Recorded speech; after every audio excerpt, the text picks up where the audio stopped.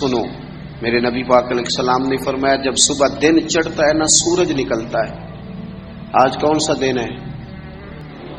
اللہ آپ کو خوش رکھے. پیر شریف ہے، اگست کی کتنی ہے؟ ماشاءاللہ. محرم کی 23. یہ بھی یاد رکھا کریں اسلامی تاریخ.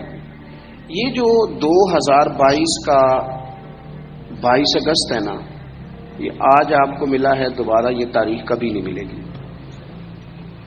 نبی پاک صلی اللہ علیہ وسلم فرماتے ہیں جب دن چڑھتا ہے تو وہ دن اعلان کرتا ہے کہ اگر کوئی کام کرنا ہے تو کر لو، میں آج آیا ہوں، آج کے بعد نہیں آؤں گا. یہ 23 محرم جو اس سال کا ہے یہ دوبارہ کبھی نہیں ملے گا. جس نے آج 23 محرم کو ایک سپارہ قرآن پاک کا نہیں نہ پڑھا، یہ دن خالی چلا گیا. جس نے آج ایک تسبیح بھی درود شریف نہیں پڑھی، یہ دن ضائع ہو گیا. جس نے آج کسی غریب کی مدد نہیں کی، کوئی درود پاک نہیں پڑھا، اس کا دن ضائع ہو گیا. ہمارے لمحے اللہ فرماتے ہیں اقترب للناس حسابهم وهم فی غفلۃ معرضون. لوگوں کے حساب کا وقت قریب آ گیا ہے، ابھی بھی غافل ہو کے پھر رہے ہیں. اب تو حساب دینے کا وقت آ گیا. ہڈیاں کھڑکن، گوڈے کمبن، اڑ گیا لک تیرا، اجے بھی گناہ تو باز نام ہے. او واہ واہ مرد دلیرا، اجے بھی گناہ تو باز نام ہے. اب تو بات آگے نکل گئی. دوستو، مصروف اوقات اور مصروفیت اللہ کے ساتھ اپنے آپ کو تنہا کرو رسول اللہ کی بارگاہ میں.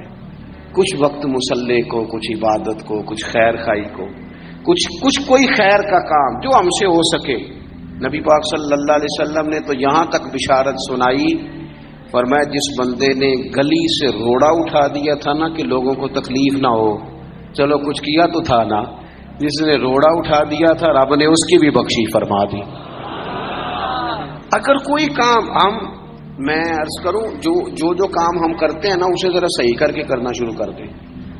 صحیح کر کے. میں ایک آفس میں تھا، دفتر میں کسی کام کے لیے گیا تھا، تو میں نے اپنے وہ ڈاکومنٹ سارے متعلقہ آدمی کو دیے. وہ مجھ سے کہنے لگے کہ ایک فلاں کاغذ آپ کا کم ہے، آپ کو دوبارہ جانا پڑے گا اور اپنے علاقے کی جو آپ کی یونین کونسل ہے وہاں سے فلاں کاغذ آپ بنوائیں گے، پھر آپ کا کام ہو جائے گا. تو میں نے کہا ٹھیک ہے. تھوڑی سی بات چیت ہوئی تو مجھے وہ پہچان گئے، کہنے لگے اوہو آپ تو فلانے صاحب ہیں. میں نے کہا جو نام آپ نے لیا ہے یہی میری دادی نے میرا نام رکھا تھا. صحیح پہنچ گئے آپ. وہ کہنے لگا اچھا آپ ہیں، آپ بیٹھ جائیں. میں بیٹھ گیا. انہوں نے خود ہی وہ کوئی کمپیوٹر سے چیزیں ٹائپ کریں اور وہ ایک فارم نکالا، مجھ سے سائن کرائے. کہنے لگے آپ کا کام ہو گیا، آپ تشریف لے جائیں.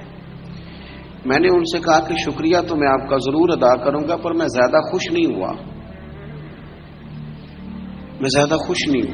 میرے پاس 2 لوگ تھے، گاڑی بھی تھی، میں بھیجتا، یہ کاغذ آ بھی جاتا، علاقے میں بھی فون کرتا، مجھ سے محبت کی جاتی ہے، مجھے فارم جلدی مل جاتا. اس کا مطلب ہے آپ سیٹ پر بیٹھ کے بڑے کام کر سکتے ہیں پر لوگوں کے کرتے نہیں. آپ پھیرے لگواتے ہیں، یہ لے آؤ وہ لے آؤ. آپ جہاں بیٹھے ہیں بڑے مسئلے اگر آپ اپنی پہنچ سے کوئی حل کر سکتے ہیں.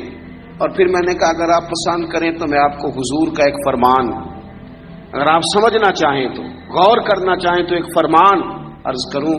میرے نبی پاک علیہ السلام نے فرمایا جو بندہ بیواؤں کی مدد کے لیے نکلے، یتیموں کی خدمت کے لیے نکلے.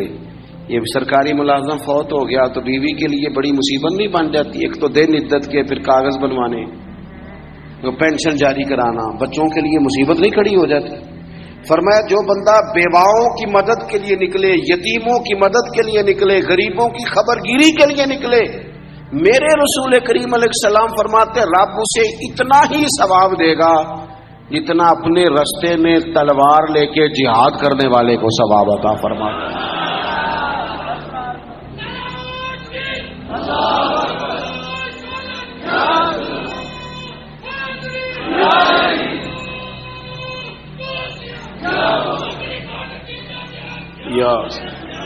آپ صاحب بڑے درویش بندے، اللہ انہیں سلامت رکھے، اللہ ان کو جزائے خیر عطا فرمائے. آپ توجہ کریں جی، بس بات میں نے بڑی جلدی ختم کر دینی ہے. تو کوئی بہترین عمل زندگی میں، کوئی کار خیر، جو ہم سے ممکن ہو سکے اپنی زندگی میں ضرور کریں. کوئی ایسا کام کر جائے، کوئی ایسا کام دیکھیں نا، نبی پاک علیہ السلام نے فرمایا آپ میری طرف دیکھیں جی، تھوڑے تھوڑے آگے ہو جائیں. نہیں پیچھے دیکھے نہیں، او ہو کہا کچھ ہے کر کچھ رہے. میں نے کہا ایک ایک قدم آگے ہو جائیں جتنا ہو سکتے ہیں. اچھا آگے ہونے کو کہا پیچھے دیکھنا شروع کر دیں. اب آپ بولے نہیں جی میں جو بول پڑا ہوں، اب وہ پیچھے جانے دے دوستوں کو، پیچھے کی طرف دیکھیں جی، ادھر جائیں ادھر پیچھے سے آئیں. اللہ خوش رکھے، گردنے پھلانگنا منع ہوتا ہے. پیچھے جا کے جہاں جگہ بنتی ہے وہاں آپ تشریف رکھیں. جگہ اصل میں کم تھی، بڑی جگہ بندوبست کرنا چاہیے تھا. یہ تو محبت والے سنگی ہیں، اس ٹائم اتنے سارے آ گئے ماشاءاللہ. چلیں بہرحال بات بھی مکمل ہو گئی، اللہ آپ کو جزائے خیر دے. آپ غور کریں جی میں کیا عرض کر رہا ہوں. تو کوشش کریں کہ زندگی میں کوئی خیر کا کام، کوئی اچھا عمل. حضور صلی اللہ علیہ وسلم نے فرمایا جس نے اللہ کی رضا کے لیے مسجد بنائی نا، اللہ اس کے لیے جنت میں مکان بنائے گا. اچھا جی کتنی کو بڑی مسجد ہو، 2 کنال پہ 4 کنال پہ، تو ایک حدیث میں اس کی بھی وضاحت کر دی. فرمایا اتنی مسجد بنا دی جتنا چڑیا کا گھونسلہ ہوتا ہے. کیا مطلب کہ مسجد کے اتنے حصے پر اگر کسی شخص نے کچھ خرچ کر دیا اسے بھی اللہ یہ اجر دے گا. کوئی کارنامہ زندگی میں، کوئی خیر کا کام، اور جلدی سے انتظار نہ کریں کہ میں بڑا چھوٹا ہوں، ابھی میرے ہاتھ پیسے نہیں، ابھی اور کچھ نہیں. نیکی کر گزریں. اللہ کے محبوب علیہ السلام نے فرمایا نیکی کو چھوٹا نہیں سمجھنا. کچھ نہیں نہ ہو سکتا تو تلخیاں چھوڑ دو، اپنے بھائی سے مسکرا کے میلی لیا کرو، دوست احباب سے ہنس کے ملو، اسی سے برکت ہو جائے گی. بہترین عمل کوئی کار ہے نمایاں، اور یہ ضروری نہیں آپ کے کام کا نتیجہ آپ کو فوراً مل جائے، کچھ نتیجے قیامت میں بھی ملیں گے. نبی پاک علیہ السلام نے نا صحابہ کرام علیہم رضوان کو حج کی فضیلت بتائی.